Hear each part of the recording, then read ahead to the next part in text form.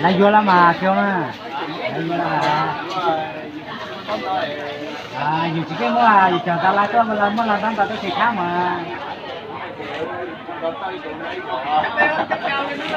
nào là cho tôi có nào là cho mình nhớ thì tôi ít lúc chết tại lo tay cho thua người cho này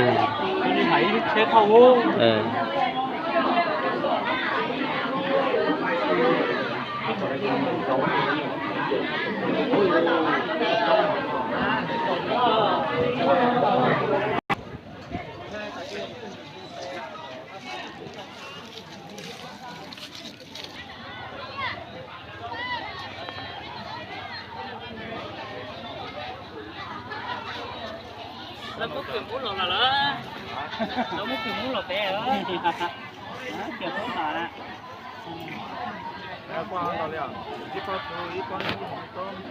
rồi chơi cái thằng gái mà đi à chơi cho chơi xui chơi được thứ à đi qua xì đầu đi qua nước mắm đi chơi nước mắm đập mình dầu chứ mà ít buồn này có ít để có cho mình dầu tới có chịu cho cái đó cho nữa tôm tao nữa kiểu mỗi lần giờ nó mình nhiều nó ơi anh nhiều đa rồi là tao hiểu rồi lên à nhà mày nó nhợ ra nè ở đây dùng á nó đặt bịch đó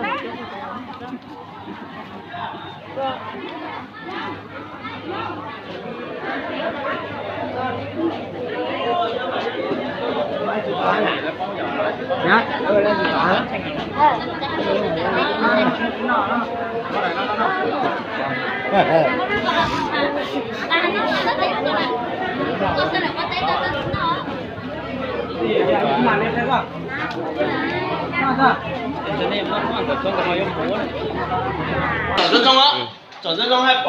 nó nè nó do chỗ qua không qua lời phai nè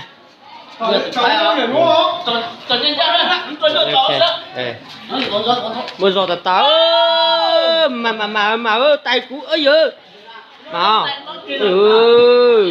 thế tụi nó mà tụi phá em nhớ đồ rồi plau đó bây giờ thì tiêu mà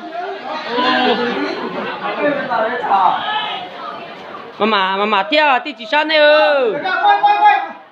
của ta tao quay rồi ui mà bông người đi à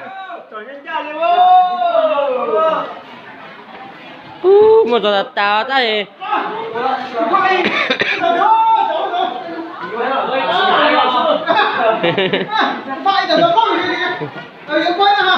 tôi cũng quay đấy của ta tao quay đấy rồi có à cú chỉ quay đây à mà cho xong á nó bị sợ chưa đâu có sự quan gì rồi đấy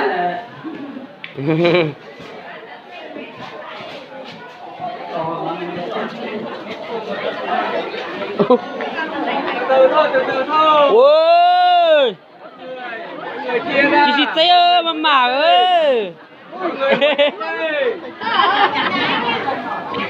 từ thôi bà con ơi nhìn qua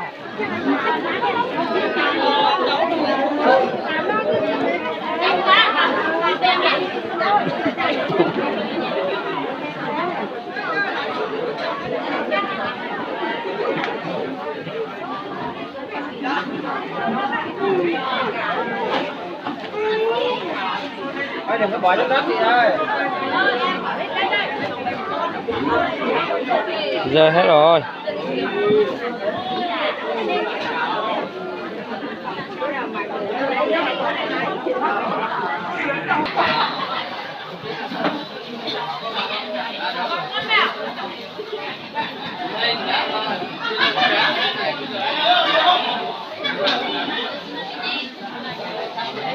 Có trả số rồi ha. Có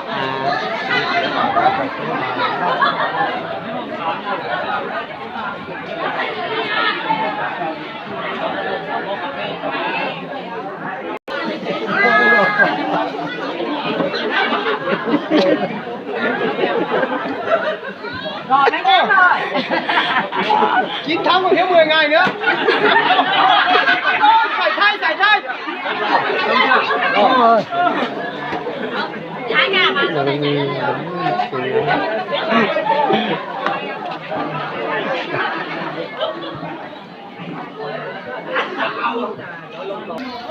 giờ tao kiểm mua thì rồi. Phải rồi, phải này rồi.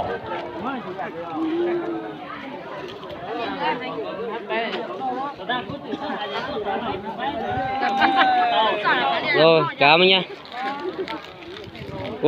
Cú tàu nhúa này. Nó than. Để nó tha đây. Tha đó. Kiểu mốc này. Là ê cú thứ tàu luôn nó, cú tàu nhúa hả? Không có kiểu mốc. Ôi, phải rồi cũng mà cái chó chỉ coi à. Ôi, luôn chiều nhúa. Luôn à? Dùng play chưa? Thôi có. Giờ lấy từ sao tuổi mà. Cú số hải vấn đề ơi. Ở bên nhân trả na, bây giờ tôi trên mẹ tạm bảo chế ít tuổi kiểu mũ nè.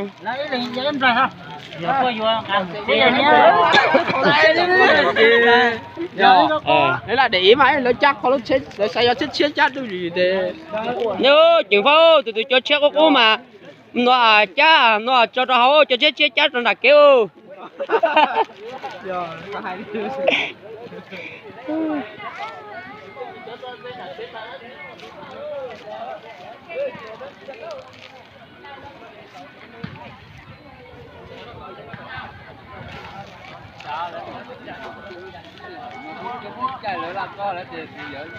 Làm có cho sẽ thêm một lớn đường lấy lên trên mà đeo chặt cắt sả. Không phải nói dù mình lúc của giá bao hết rồi. Rồi, nó là xe nó bị lúc đấy. Cái là cái thôi chậm mà chơi chơi. Đâu là bỏ trừ rồi.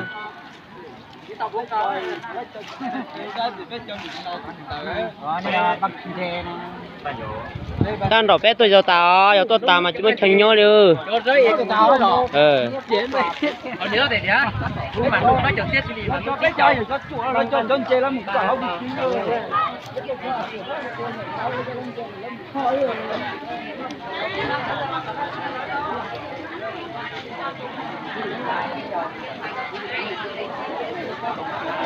xin mời bà con chúng ta ổn định trước khi phát quà thì thầy là ở chùa Vũ Lâm huyện Đắk Long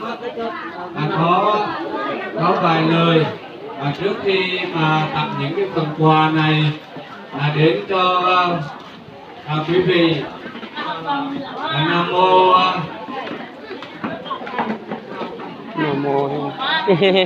Nam mô.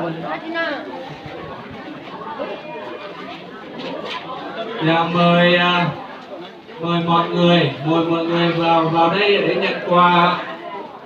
Mời mọi người tập trung về bên này để nhận quà.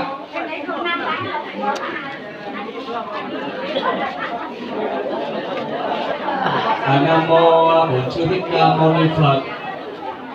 Trước tiên